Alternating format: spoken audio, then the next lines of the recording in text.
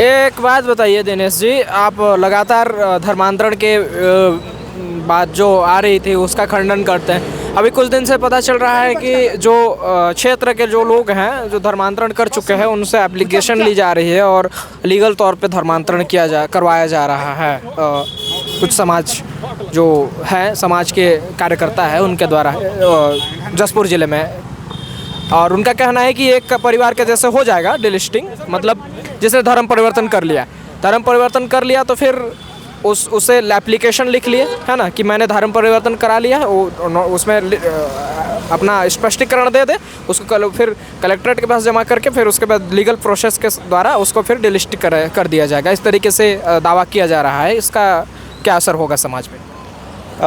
आपकी बातें बहुत अच्छी है, बहुत अच्छी, मतलब आपकी सवाल बहुत अच्छी है कि अभी जो वर्तमान में हमारे छत्तीसगढ़ के धार्मिक स्वतंत्रता अधिनियम की जो बात है वो हमारे जसपुर ज़िले में देखने को मिल रहा है कि जो आदमी ऑलरेडी क्रिश्चियन धर्म में है या फिर ईसाई धर्म को स्वीकार करके मान रहा है, तो आदिवासी लोग ही ज़्यादातर यहाँ पर क्रिश्चियन धर्म को, आदिवासी धर्म को, ईसाई धर्म को स्वीकार कर लिए हैं आदिवासी लोग। और अभी हमारे जसपुर ज़िले के जो नेताजी हैं कृपा शंकर भगत जी, उनके द्वारा भात भीतर की बात करके लोगों को ऐसा कहा जा रहा है कि वो एफिडेविट दे और उसके बाद में कानूनी रूप से इसको स्वीकार करें। तो मैं आपको ये बताना चाहूँगा कि ईसाई धर्म को मानने के लिए आदिवासियों के पास में कोई धर्म था नहीं इसके पहले, आज़ादी के पहले। बाद में भी इनके पास जो ऐसा कोई उल्लेख नहीं मिलता है कि इनका कोई धर्म है। तो आदिवासी किसी धर्म को स्वीकार कर लेगा फिर भी से वो आदिवासी रहेगा, ऐसा है। लेकिन अगर वो अपनी संस्कृति और अपने रीति रिवाज और रहन सहन में बहुत सारी जो बदलाव कर रहा है, तो अगर वो पूरे के पूरे बदल लेता है तो एक बार ऐसा हो सकता है कि इन्होंने अपना आदिवासियत को छोड़ दिया है, तब उसको ईसाई धर्म माना जाए या ईसाई धर्म में उसको लिया जा सकता है। नहीं तो फिर आप कह रहे हैं कि जो लीगल तौर पे एफिडेविट दे दे करवा के कि हम अब क्रिश्चियन धर्म कर चुके हैं, ऐसा करने के बावजूद भी वे उनका जो आदिवासियत है एसटी कोटे में जो लाभ ले रहे हैं वो यथावत रहेगी, ये आप कह रहे हैं। तो फिर वैसे में तो सभी को दे देना चाहिए फिर। जी, ऐसा आपका कहना या फिर कानूनी दांव पे इसके हिसाब से कहा जाए तो दे देना चाहिए, लेकिन ऐसा नहीं है। क्योंकि मैं पिछले बार जब विधानसभा के चुनाव देख रहा था वहाँ का जम्मू कश्मीर का, तो वहाँ पर आदिवासी कोटा में मैंने एक मुस्लिम का नाम देखा। फिर मैंने इसको जानकारी लेना चाहा तो बोले कि आदिवासी किसी धर्म को स्वीकार कर सकता है। नहीं, एक नारायणपुर में एक केस आई थी जिसमें अभी मामला आया है कि एक परिवार धर्म परिवर्तन कर लिया है, तो उसमें एफिडेविट मांगी गई है उससे कि भाई तुम अब से समाज को छोड़ करके जा रहे हो कि नहीं जा रहे हो, उसको लिख करके दो, फिर आगे हम सामाजिक तौर पर अपना उसका जो है एक्शन लेंगे। इस तरीके से बात आई हुई है। तो ये जो कानूनी दांवपेच है, अगर वो स्वीकार कर रहा है लिखित से और होशो हवास के साथ में कि मैं आज के बाद इस धर्म को नहीं मानूंगा और मतलब आदिवासी के सारे रीति रिवाज को मैं छोड़ रहा हूँ, और क्रिश्चियनिटी की जो बातें हैं जो कि हमारे पश्चिमी सभ्यता में है, पश्चिमी देशों में है, तो अगर उस तरह से मानता है तो वो हो सकता है ईसाई बन सकता है। लेकिन आदिवासी के कल्चर अगर वो छोड़ दे, तब आदिवासी कल्चर उसके पास में रहेगी, तब तो आदिवासी ही रहेगा। फिर तो आप जैसे कृपा शंकर भगत जी का जो कहना था दोहरा लाभ, वो आप क्रिश्चियन होने का लाभ भी ले रहे हैं और यहाँ का आदिवासियत का भी लाभ ले रहे हैं दोनों, क्योंकि उसे भी नहीं छोड़ रहे हैं और उसे भी पकड़ के रखे हैं। इस तरीके से बात आ रही है। फिर नहीं, आपका मैं उसकी बातों से सहमत हूँ कि दोहरा लाभ लिया जा रहा है, ये फेंके हवाई वाली बात है। हमारे लोग अल्पसंख्यक के नाम से कोई नहीं ले रहा है। आदिवासी जो आज भी जो अधिकार, आज भी जो क्या करना चाहिए, अपना आरक्षण या फिर उसका जो लाभ ले रहा है सरकारी कोटे का या फिर किसी और भी चीज़ का, तो वो आदिवासियत पे ले रहा है। अल्पसंख्यक के नाम पे तो होता ही नहीं है। अल्पसंख्यक के मतलब ईसाई के नाम पर उसकी आस्था की जो कल बात होती है, इसके अलावा कोई दूसरा लाभ लेता नहीं। आस्था मतलब वो जुड़ा हुआ है, वो किसी ईसाई को मानता है, यीशु मसीह की आराधना करता है, गिरजा जाता है, चर्च आना जाना करता है, वहीं तक उसका सीमित है। इसके अलावा वो पश्चिमी सभ्यता से कोई फंड ले रहा है, ऐसा नहीं है। लेकिन जिस तरीके से यहाँ पे आज आप लोगों की रैली चली थी, आप लोग आरएसएस घेराव की बात कर रहे हैं, इसी तरीके से जनजातीय सुरक्षा मंच के द्वारा आह्वान किया गया सरगुजा संभाग के सभी आदिवासियों को कि रामलीला मैदान में डिलिस्टिंग के विरोध में जो है धरना देंगे ऐसे करके। तो इस क्षेत्र के जो आदिवासी हैं इनका ध्रुवीकरण कब तक चलेगा? क्या वे आरएसएस का घेराव या रामलीला मैदान में डिलिस्टिंग की आंदोलन करते ही अपना जीवन व्यतीत कर देंगे, या फिर अपनी शिक्षा, अपनी रोजगार और इन सब चीज़ों में ध्यान देंगे? क्योंकि आदिवासियों को जिस तरीके से अभी उनका ध्रुवीकरण देख रहे हैं हम इस क्षेत्र में, वे तो उसे लग नहीं रहा है कि आदिवासी अपने आप में विकसित हो पाएगा। मुझे ऐसा जानकारी मिला है जसपुर ज़िले में जो हमारे जो गणेश राम भगत जी हैं, कृपा शंकर भगत जी हैं, इनके द्वारा जो डिलिस्टिंग की जो बात किया जा रहा है, तो कुछ लोग ही हैं जो डिलिस्टिंग का बात जो कर रहे हैं वो अपने आप को हिंदू मानते हैं और ईसाइयों का विरोध करते हैं, जबकि आदिवासियों में प्रकृति पूजक हैं।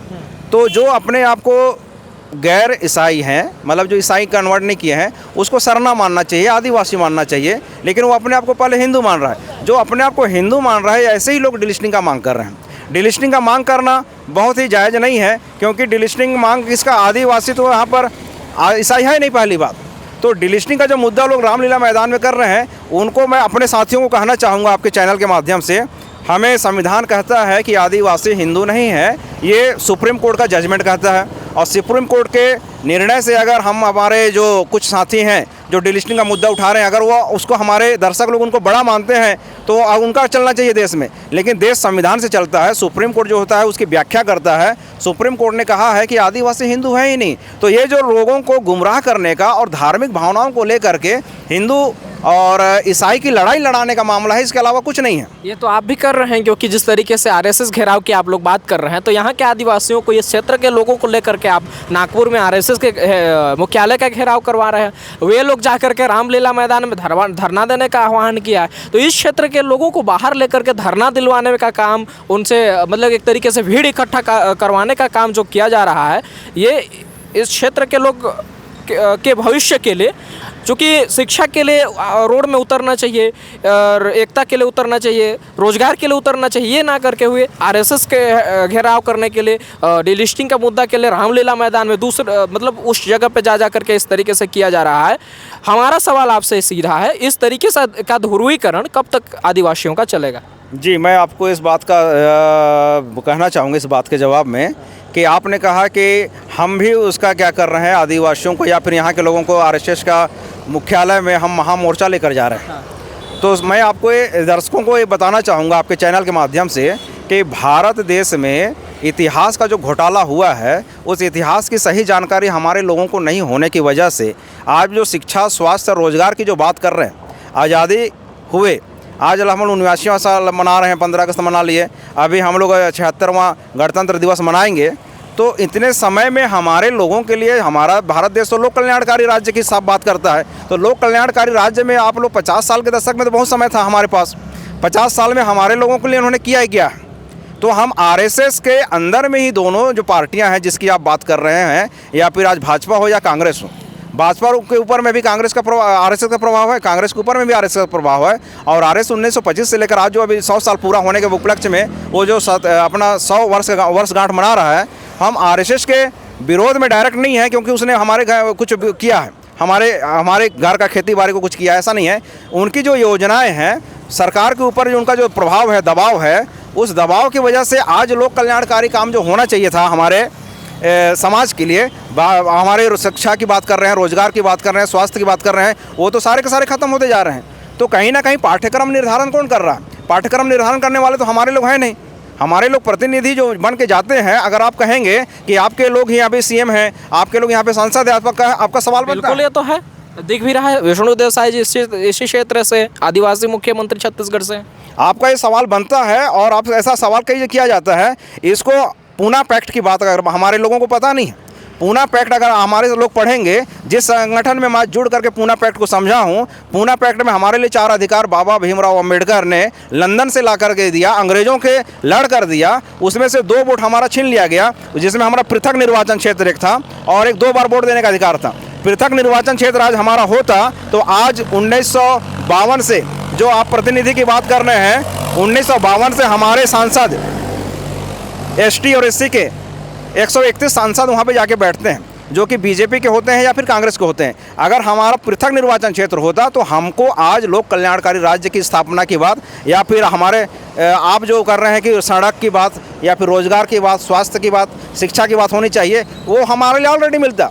तो ये इतिहास का जो घोटाला जो है वो हमारे संगठन के साथ में लोग जुड़े, हमारे जितने दर्शक हैं वो उसको अच्छी जानकारी मिलेगी कि पूना पैक्ट की वजह से आज दुष्परिणाम हुआ है। और उस दुष्परिणाम की वजह से आज ये जो ध्रुवीकरण की जो बात कर रहे हैं कि हिंदू मुस्लिम की बात हो रही है, आप एक बार पुस्तक पढ़ लीजिएगा, हमारे MS मुशर्रफ का है जो पूर्व IG हैं मुंबई के, उसकी पुस्तक को मैं रिकमेंडेड कर रहा हूँ आपके दर्शक को, वो पढ़ें कि RSS का कितना बड़ा उन्होंने आतंकवाद संगठन ऐसा करके उन्होंने पुस्तक लिखा हुआ है। आरएसएस आतंकवाद संगठन उसने लिखा, मैं उसको आपके दर्शक को बताना चाह रहा हूँ। तो ये मैं नहीं कह रहा हूँ, उनकी पुस्तक को पढ़ें और समझें। और इस तरह से हमारे भारत देश में जो ध्रुवीकरण किया जा रहा है, धार्मिक ध्रुवीकरण, आज मुस्लिम का हुआ, हिंदू मुस्लिम का लड़ाई हुआ, हिंदू मुस्लिम के धार्मिक ध्रुवीकरण हुआ। आज हमारे क्षेत्र में जसपुर में क्या हुआ है, हिंदू ईसाई की ध्रुवीकरण किया जा रहा है। तो ये सारी की बातें कहीं ना कहीं ऊपर से जिसके प्रभाव में शासन सत्ता है उनके द्वारा ही किया जा रहा है।